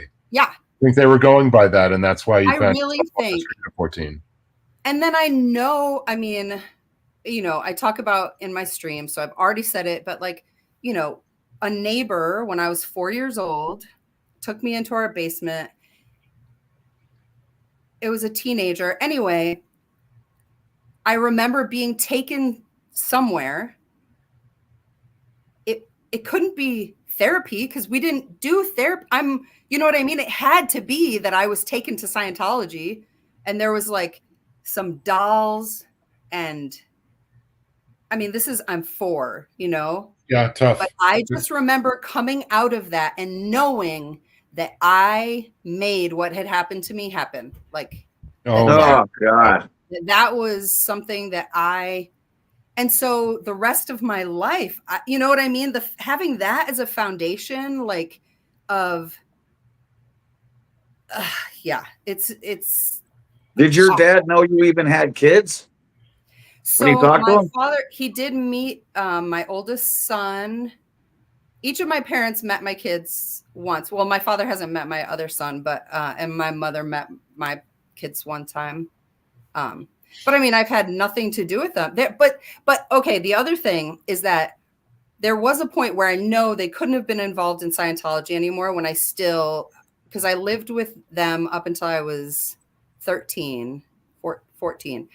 And I do,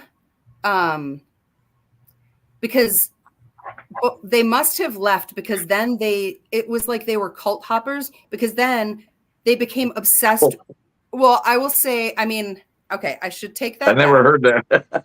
They were into organizations, I'll just say. So we started going to AA like religiously. I mean, religiously. Like, so it was like we had to go there. But then I also always had to go to church. Like, my whole life I was forced to every Sunday go to this church. My mother was, I mean, if you guys might know the story Mommy Dearest, like that is my mother. That is Mommy Dearest. I mean, that is the person. Wow. So if you're not familiar with that story, I'm not. Joan Crawford there. Yeah. Yeah. It's and her daughter and terrible amounts of controlling and abusiveness. Like my house, like my mother was the cult leader kind of, and like because we would give shore stories, you know what I mean? Like my father, she cut my father's wrist. I thought it was with a butcher's knife when I was a kid, but it turns out it was scissors. And like his, you know, he has to move those two fingers together because the tendon, they had to attach the tendon together. And oh yeah, wire hangers. Yep, that was my mother. And so Damn. So we had to tell people that he fell out of a tree, you know, like there was always things like why we had injuries and, you know, so oh man, part of my wanting to bring light to Scientology and just cults in general is because it's so, you don't know when you're in things and when you're like this, leaving this relationship that I'm, you know, like you can't see what you're in when you're in. Yeah, does a fish know it's swimming in water? Exactly, kind of thing. Exactly. It's the that you were raised in. So how could you differentiate it from anything else when all you know is that? Yeah. Wow. Sorry, my convo didn't end up being as fun. No, I'm fascinated. I'm absolutely fascinated, and it's such a trip for me because I haven't been able to see anyone really talk about these kind of things, too many times in my life, and especially before 5 months ago. So it's fascinating to me to see how other people digest and a lot of this madness and where they go from there. Because again, people have commented like on some of my streams, they'll be like, you seem like a pretty together guy and da-da-da-da-da. And it's like, well, you know what? I don't have time left to be a shithead. I have to get my laughs in. I need some yucks. I gotta be happy with what I'm doing. And in some ways, coming from abject shit does support a healthier outlook. One thing about your story that I was like, I know that the way that I was able to survive and now I feel like thrive in my life is because I did have a sister that was 13 months younger than me and a brother that, although he lived with his mother a lot of the time, was there, who was 5 years older than me. And so we were able to, but now it's so interesting because I was like, oh, I'm over all my trauma from my childhood, but I realized that we talked about it a lot, but that didn't mean we actually were working through it and like making the connections. We were just like, oh yeah, this happened to me. And and people would just be like I remember when we were hiking the Appalachian Trail together, we stopped and we were at this buffet, and we have all these hikers around us and it's my brother, my sister and I think I was like 20 at the time. My sister was 19. And so my brother was like 24, 25. And it was like, we're just telling these stories about the police being at our house all the time and about Scientology, just weird. And they're just like, what are you talking about? Like they were like, and they knew that we weren't lying. We weren't making it up because there's three of us, verifying the information. God. Yeah. I mean, a crazy story. It is a first step to just have that index of what happened and to be able to talk about it. Some people exactly there because then you can't have someone gaslighting you as badly. If you have also having older siblings that were out. I mean, I didn't really know my older brother, but my other older sister, I was able to see, oh, she's saying that this isn't right, how we're living and how, we're not parented and just neglected and all that. So, It blows me away how strong everybody is. And so those comments that I get regarding myself, I mean, I apply them to everybody else the same way without even thinking about it. Like I forget about, when you're listening to someone else's thing, right? You totally forget about yourself. Yes. Right. And it's like, and I'm focused and then I'm like, God, she seems fucking super together, and it's just, but I think that has to be it. It's like we ate enough shit sandwiches for 3 lifetimes, so for me, like I said, it's pretty easy for me to police my happiness, right? I know what I have to have and what I need to avoid in order for me to be an effective, good person. Mhm. And it's, I don't think it's a lot different than other people, but at the same time, it's pretty it is pretty amazing that we're not all just staring at the wall, like, because people always give me that compliment and I'm like, what? But it's so true. Like, if we were all just staring at the wall and crying all day, like, you wouldn't really blame us, you know. Mhm. uh Yeah. but none of us are like that, and I'm so fucking proud of everybody. I'm so fucking proud of everybody. Like, how the hell are we still alive? Like, we went through so, and then when I rarely like go to hear a stream again, but of course, with Aaron's, I rewatched it and it was tough, but and sometimes I do wonder, like, how come we didn't just crumble? Yeah. Because it could have so easily went that way. Yeah. But I'm really proud of everyone who, and I don't care if it's Scientology, right? I know I'm not here to compare traumas. Everyone's got them, and they're all legit, and they're all brutal. And any of us, I don't give a fuck what we survived. It's just so amazing to see us now on this path, trying to help other people not go through this shit. It's like so healthy. Yes. That is just so freaking wonderful to be able to put my attention and energy on supporting other people versus being pissed, at the world, or being introverted or whatever. It feels so good. And then, like I say, to see you smile and to see Alicia smile and everyone else smile, I'm so fucking proud of us, Yeah. Yeah. And I mean, growing up, I seriously, like, to me, I ended up going to Catholic school for 4 years.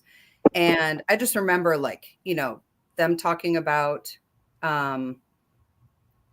abortion. And I just remember being like, if I ever got pregnant, I would definitely have an abortion, because it's child abuse to bring. I thought it was child abuse to even bring a child into the world when I was younger, because to me, my world was so bleak. You know what I mean? Like, it was just. That's why I never had kids. Exactly. I know exactly what you said. But then I ended up having kids, and I'm not perfect, but I mean, when Alicia was talking about teens being this way, and I'm like, I haven't had that experience. My teens, because we have a partnership. It's not like I'm not some authoritarian where you're going to do as I say. And like, I'm not going to be a cult leader. I already experienced growing up with a cult leader.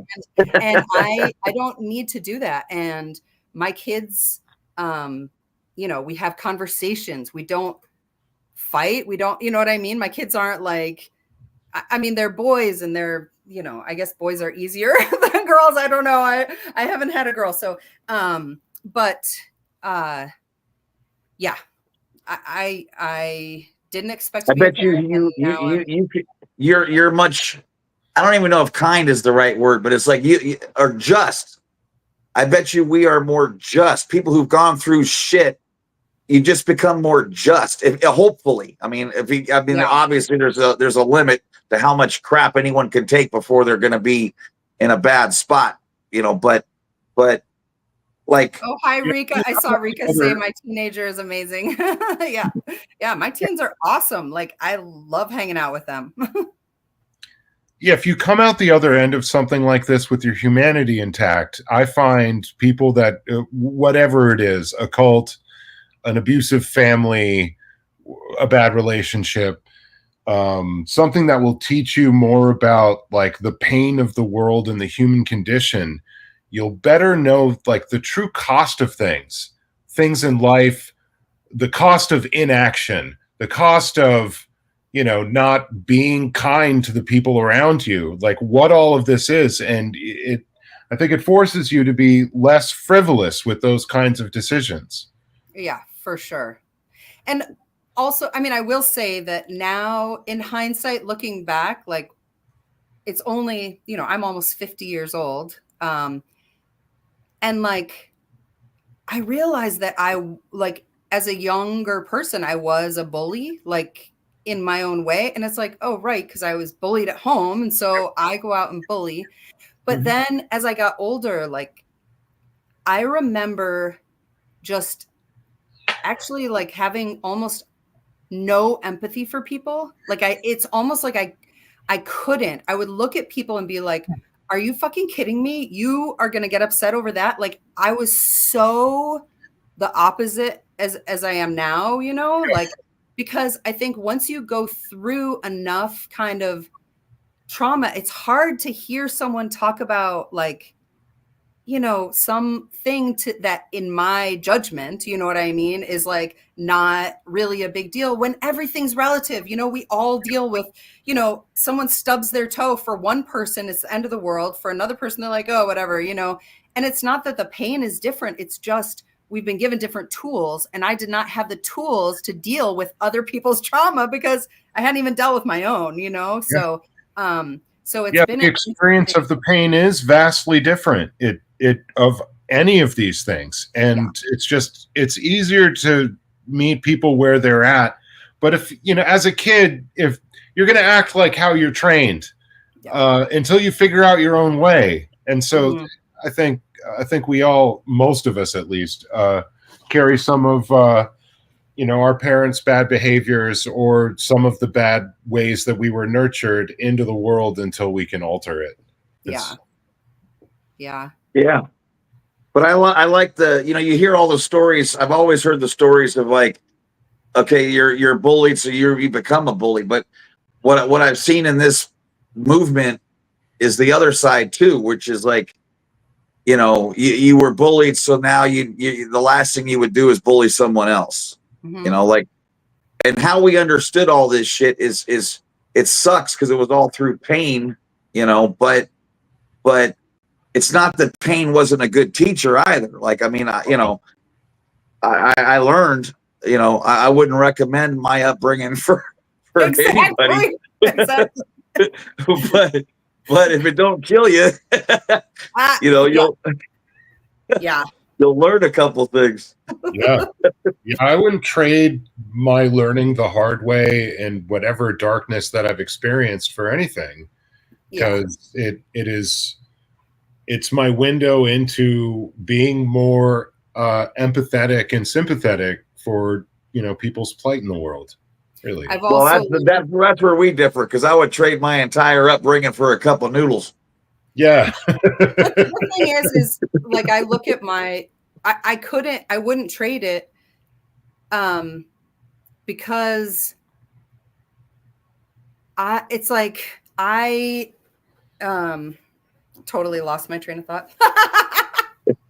It'll come back. You wouldn't trade it because of what?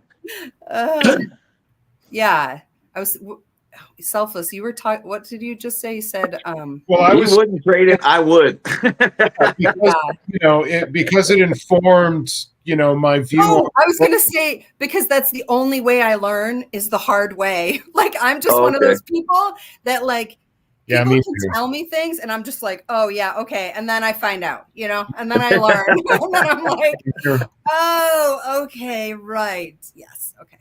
Got it. That's funny. It's just kind of how I feel like there's just people who are built like, just very rebellious and not, you know, not gonna I just have to learn the hard way. I have to learn for myself. Yeah, I get that though. I think that's a lot of people. Absolutely. You know, but so. Yeah, I love that painting behind you. Oh, thank you. Yeah, it's one of my favorite pieces I've ever seen. And the same guy who did that actually did a painting of my last cat, because I was really fucked up. I brought my cat in. This is not my two I have now, but my last one before that, and it had a little bump. She had a little bump on her butt, and I didn't know what that was, but I brought her into the vet and they said she had like 2 days to live. I'm like, what kind of shit? So I had to put her down. I was so fucked up, and he did a painting of my cat the guy who did this too. So Oh, there's, nice. there's so many amazing artists. I don't know if you know Gail. Do you guys know Gail Byron from the chats? I'm not. Gail. I I don't She's know. always around. Okay. Anyway, on my drinks, joints, and crafts Uh-huh. tomorrow at 4:20, I'm gonna show what she sent me. Oh my god! Everybody in this freaking movement outside of me is a fucking incredible artist. It's She did a I went to 8 years watercolor. of art school. She did a watercolor. Okay, she took a still picture of one of my sunsets. Talk after the chalk, and she did a watercolor. Oh my god, it's insane! And she did Wow. a penciling. What do you call that when you do yourself a self portrait and pencil? Like, it's scary Wow. how good everybody is at something. Shit. Yeah. Just like Selfless. I don't know if he can draw anything, but he could pick up a fucking kazoo or drums or whatever the fuck and just start I rocking. want to learn how to play the drums. I know I'm almost 50, but I'm like, It's never too late. yep. No better I'm time. like, I've always wanted to play the drums. Yeah, it's fun. Yeah, it's been my primary outlet for most of my life. So yeah, no, it's never too late. And, I mean, I'm always, like whenever I'm listening to music, I'm always tapping, like, and doing that kind of thing anyway. So I'm like, I should try. Oh yeah, it's just more embodied rhythm, and then you're making it. Yeah. Yeah. But I was just shocked by how good everybody is. We have like such kind, wonderful people, and it makes sense because who the fuck, like, if we're all mean, shitty people, why would we try to be helpful? Why would we be helping anybody? Have grown to what it is, Yeah, absolutely. If it's to stick in with something like this, with all of the kind of tumult and kind of confusion and differences of opinion, it takes people of real heart and determination that actually care to burn through that. I mean, a lot of people will join these things. Maybe for them they see it's fun or fashionable or whatnot, and they'll get blown off by the first strong wind, by the first storm that comes around. And I am very excited for this next season because it seems like things are forming up and there's more momentum building behind us. Yeah, I'm really looking forward to this. This is getting it. I'm really excited. We're about to go get back to business, and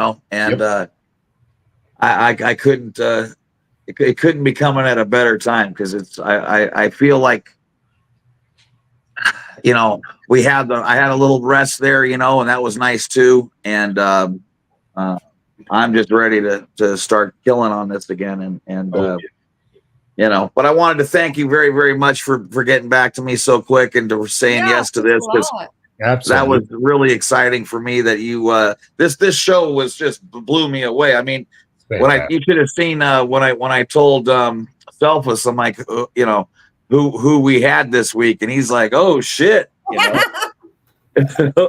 we're killing it.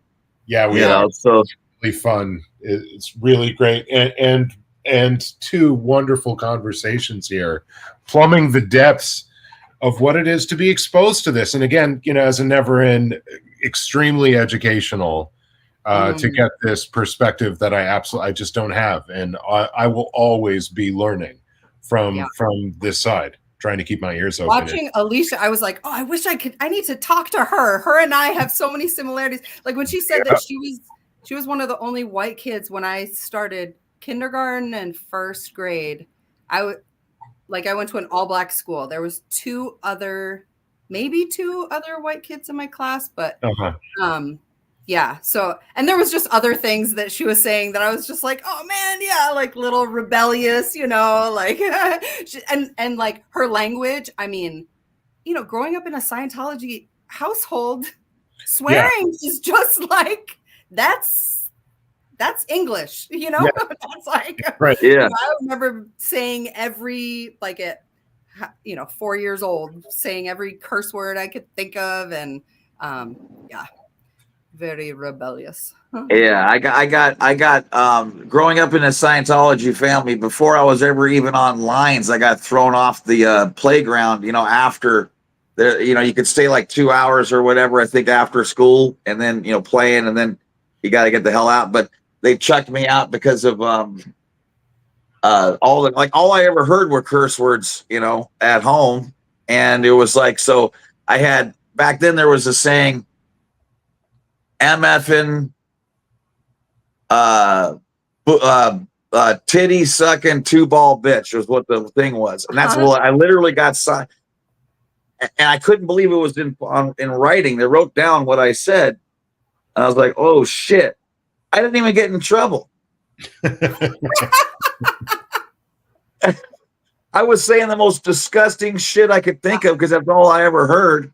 Right. And I didn't even get in trouble. That's how crazy. That's how bad Scientology families are with curse words. Yeah. Once I joined the army, it was like, nothing. Like, drill instructors don't say any more than Sea Org members. I have to say that after, I was 28 when I went through basic training, but it was not hard for me because when you have the mental fortitude, when you've already, had to stand or just still be alive after stuff that, that I went through, it was just like basic training was nothing. It's just a mind game. You just, Yeah. Yep. Yeah. Well, I thank you for being here. Is there anything you wanted to say before you go? Anything you wanted to pitch or anything you want to promote? Or I am trying to pivot. I don't know what I'm going to do with my channel, but I'm not able to just physically. I was like, it's okay for me to not go out and protest. Like there are protests, and of course, mentally, physically, I would love to do it. And I still probably will occasionally, but it just can't be the main thing that I do in this movement. So sure. I'm trying to figure out what I'm doing next. You know what you could do too? Have you ever talked to Fat Grammy, to Mona? Oh yeah. Okay. If I were you, I would I can get you in touch with her. Also, what's her name? Style One Audit or something? Style God darn it, what the lady in the wheelchair, that LA Audit. I've seen her. Yeah. She's got tons for people to do. She's a miracle worker. Absolutely. So is Fat Grammy. She's got tons of shit you can do that you never have to leave the house. Yep. And we need it done. I think Crazy Love is working on stuff too. But there's a ton of shit to do where you would never even have to leave the house. Correct. Sure. Yep. Yeah, and it is there. There's a lot more opening up where more people are going to be able to do a lot more without being on the street, and that's going to keep this movement going. So it's absolutely what we need is people that are willing to do the research, willing to do the letter writing, to do the calls, to do all of this stuff that takes time, takes effort, takes energy, and doesn't require being exposed to like a swatting call. Yeah. Yeah. For sure. It was good good fun, though afterwards a little too much fun. Yeah. Oh yeah. No, certainly. And you've got a story to tell, certainly. But yeah, the repeated thing, I mean, it's going to put the zap on anybody after a time. Yeah. So, nobody should feel bad about having to take whatever time or pivoting to whatever they need to do. It's not what everybody needs to do. Yeah. Yeah. Although it is educational. Maybe you should experience it once or twice, but even that, not for everybody. Yeah. And look at T in Perth Scientology Audit. Yes. I was on her show on Tuesday, I think it was. And Perth is the most what did she say? It's the most it's by itself. Like there's the closest city was Bangkok or some kind of shit she said, or somewhere. Like it's the most by itself city in the world. Yeah, isolated. Most isolated City. Yeah. And but I mean, I can't even tell you what she has going on yet. But my God, I mean, so what she's doing in the most isolated city in the world is going to blow your mind. And so I'm just telling you, there's so much to do that you never. And I mean, it doesn't- like someone wrote in the chat, you know, that Jeff definitely what they're doing is amazing for the drug-free world. That is, yeah, it's great. There's lots to do. But thank you again for being here. So much. Everyone sub to AccuPunk if you haven't already. Yeah, Make damn sure you do. And there's not much happening there right now. It doesn't matter because there will be. And check out those protests. Check out everything we've done because it's great. Yeah, there is stuff there. Material. Content to watch. That's right. For sure. Yeah. But thanks again for being here. I really appreciate you. And I'll definitely be seeing you later. That's for sure. Because we got more to do. Yeah, I definitely want to show up for 420 art and drinking. I don't know. Yeah. 420 art.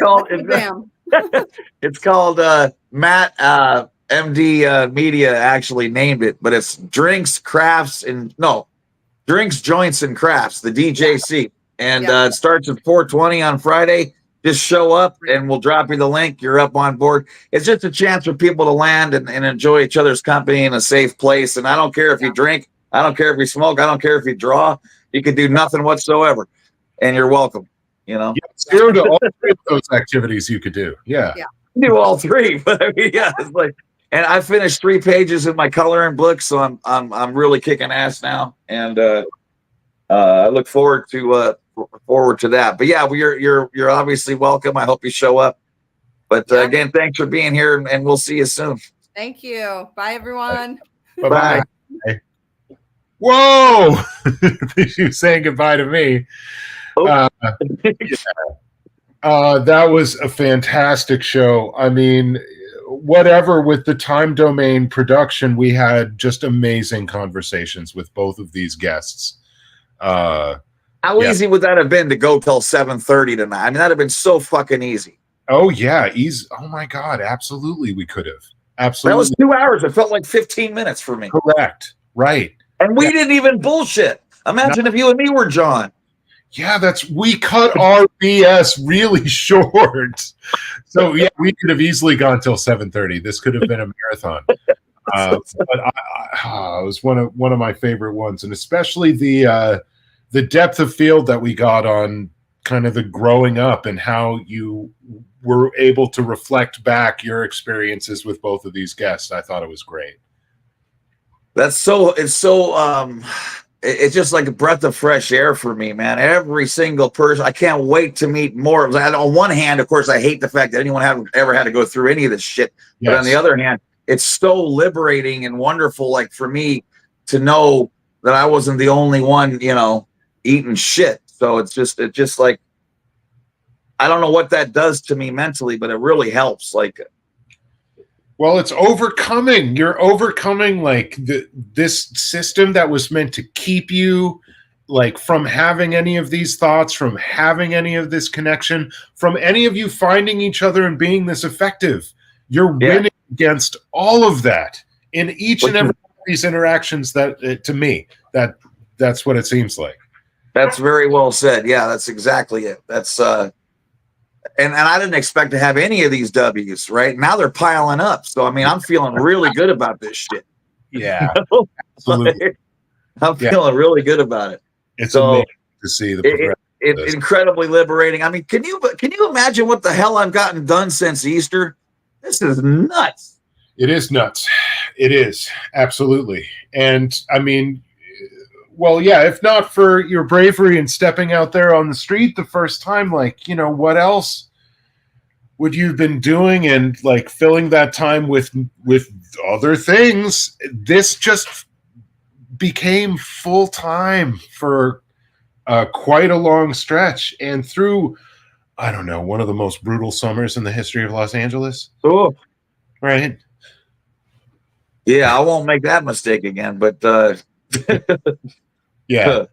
But like I said, I think you and I are sort of brothers in the way that we can take a hell of a beat and keep going, which is not good. And a lot of that very rarely ends up being a good thing, you know.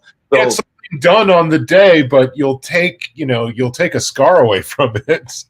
Well, like I'm sitting there screaming at the screen, like when you were going through a hard one, and it was like 3 hours of 97 degrees and 140% humidity. You're basically treading water while you're chalking, and then it's like I'm like, wrap it up. Like fucking, it's enough. It's enough. This shit will kill you. It's enough.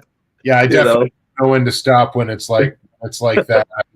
Trying to push through to the next thing to feel comfortable is always the goal, even though it will probably break some part of me, and it would be better to leave and to take care of myself. It's right. Lack of recognition for this person actually being here. Well, you know what I want to see when you are back, though? I want to see you go back to the like when you're playing your guitar and stuff, and just singing funny songs and anything that comes to your head. Like that was I thought you were like a much healthier, selfless protester. You bet.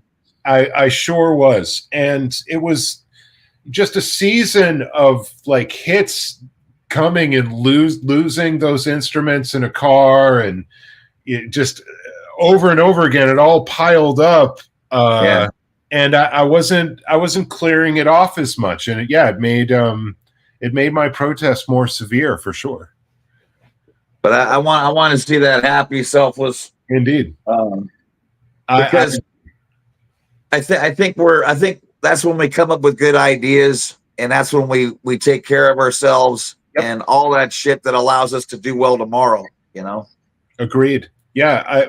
The other way, just forcing yourself through kind of, some kind of difficult march. Yeah. You're going to burn out quicker. So, and I was aware of that. That's why I had the guitar out there. That's why I tried to cultivate that. And I just lost it after a time. So, and now I'm on a kind of timeout here until this court case is solved. But yeah, when it's back, does the court case get over on the 16th, or is that just you're going to find something out and then you got to go again, or is it unsure? It could go either way. Okay. It's about a toss up for it either being decided. It could have been decided last time. I think my legal representation was fairly confident about our case. We could be able to wrap it up, although there is a fair amount of evidence, I think, in this case that still needs to be collected, and so that might be a live issue. But yeah, I'll have more updates on that, I think, on Monday. In a week. Yeah, okay.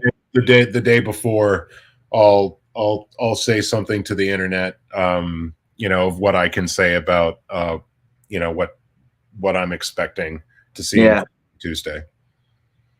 All right. Well, that was a blast, man. I really love that show.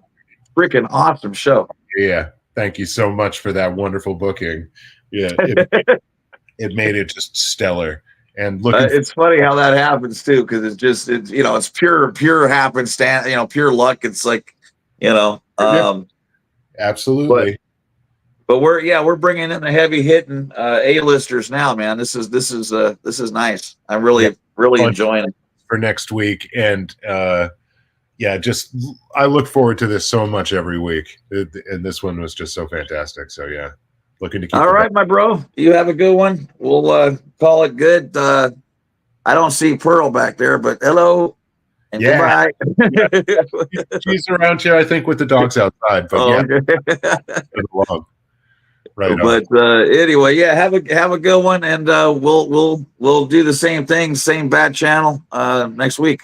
That's right. We'll see you all back here 2 p.m. Pacific for Thursdays at 2 next week, y'all. Be good till then. Bye. See ya. Bye.